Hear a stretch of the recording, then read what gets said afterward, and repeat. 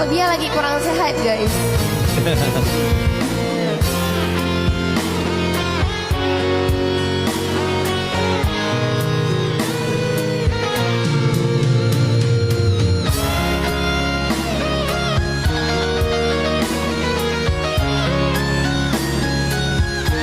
Abang Donya.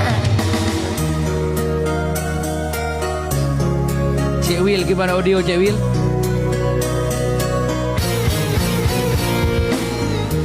Dulu kau bersimpu di kakiku, mengharap ku terima cintamu. Setelah pintu hatiku terbuka, mengapa kau berpaling dariku?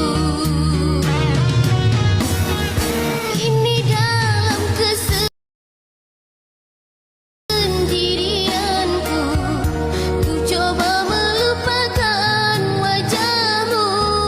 Dalam hati kecilku menyesali, mengapa jatuh cinta padamu.